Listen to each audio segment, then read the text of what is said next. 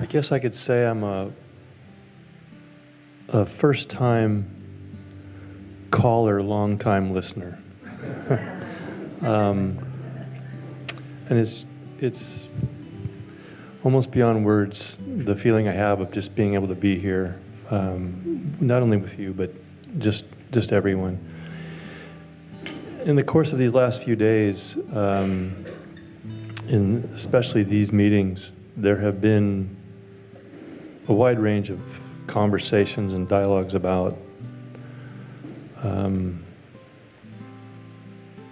consciousness and what have you. And the question that arises for me, and it partly comes out of, I think, the depth of both the questions and your responses. And I don't mean this to sound shallow at all. But what I walk out of these meetings with is this sort of sense that, man, this feels like this is a long process. And so I'm not looking for a shortcut, but my question is, what is the fastest route? Do you understand? I mean, again, I'm not asking for a shortcut, but I've been on this path way too long.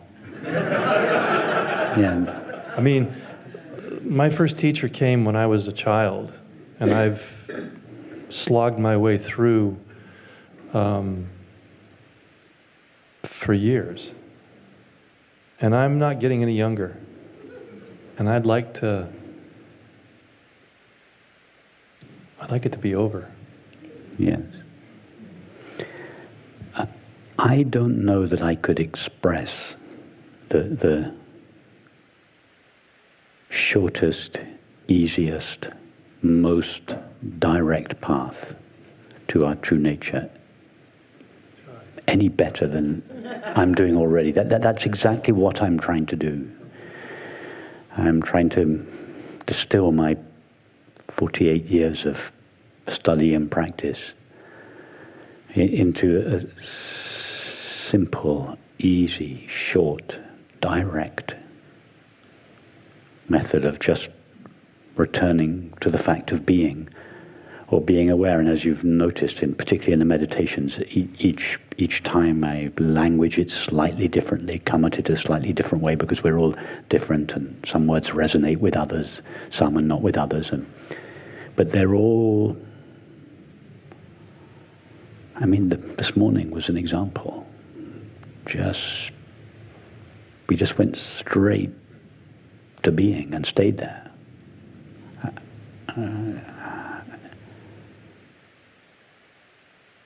I don't know how to say it any clearer. I mean, it's true that, as many of you know from over the years, that those of you that have been coming regularly, the pathway, my descriptions are getting shorter and shorter. The pathways are getting shorter and shorter. It could be that if you hang around for a few more years, that they'll be even shorter and clearer. But I don't know I don't know how much more direct and simple and clear it's possible to be. Maybe it is. Maybe there's more that I remember I used to have that feeling in my studio every time I had an exhibition. I would have the feeling is, okay, that's it. I'll stop now, because where would I go from here? And then I'd go back to my studio after the exhibition, and sure enough, there was another. So maybe it's that, and it's true. I also notice that here. I often think after a meditation, what else can I say? What? There's nothing else to say. And I come and sit down in the mornings and think, okay, I've got absolutely nothing to say. That's why actually I have to confess. I said to Kira this morning as I was leaving the room, I said, I've got absolutely nothing to say today. I'm just going to sit in silence. And she said, oh yeah, I'll believe that when I see it. So I think for me, it was important to ask the question to hear what your response would be. And I didn't think that you were going to pull a rabbit out of your hat. I just felt a call to ask the question, to hear what you had to say. But Gary, it's also true that although the path back to our true nature it gets shorter and shorter and shorter. First of all, if we start on the progressive path, it's a long, winding route, and then we go onto the direct path, and we trace our way back through the layers of experience. That's much quicker and more direct. And then the pathless path, where we start with our being, we don't end up there. So the path gets shorter and shorter and shorter. Having said that, and I think this is partly what's implied in your question, the amount of time that it then takes for our entire experience, thoughts and feelings on the inside, and activities and relationships on the outside, to realign themselves with this understanding, that takes time. And in fact, I think that's a never-ending process. But we shouldn't be waiting for that process to be perfect. I don't think at the level of the mind and the body, the level of thoughts, feelings, actions and relationships, I don't think we're ever perfect. There's always room for the body-mind to be more deeply permeated by this understanding. Thank you.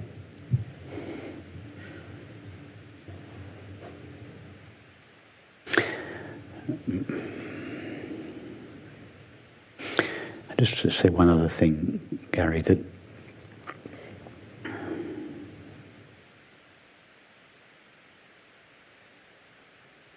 I know you feel the way you formulate your question, it's like,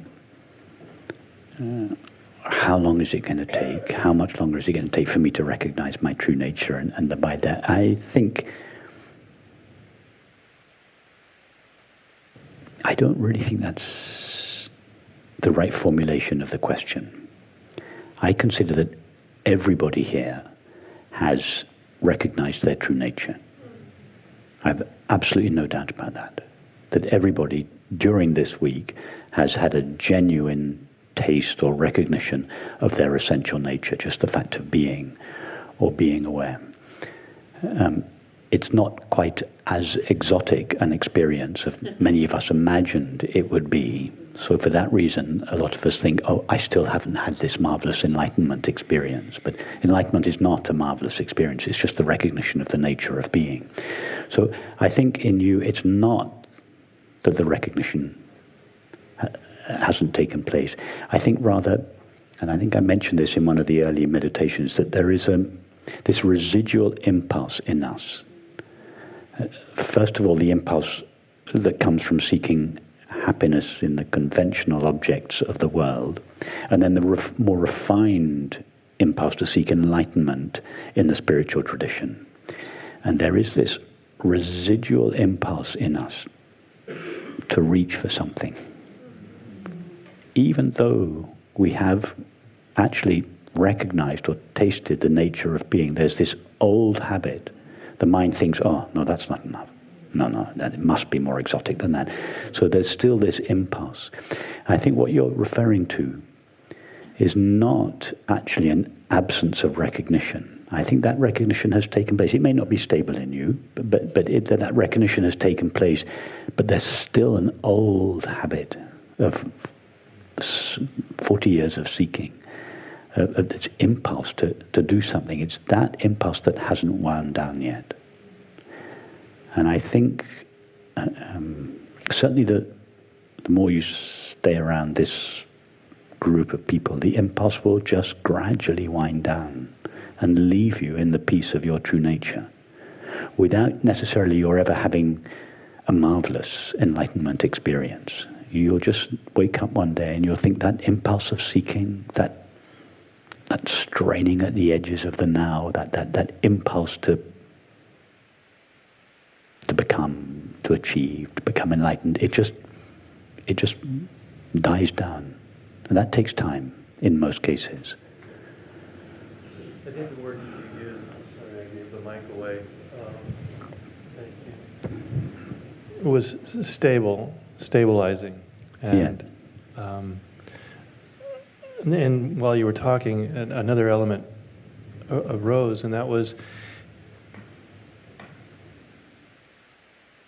I have felt on some level that the non-dual teachings and how they've come to me through a teacher that I had up until just recently, where it was shared in a very cryptic way, it was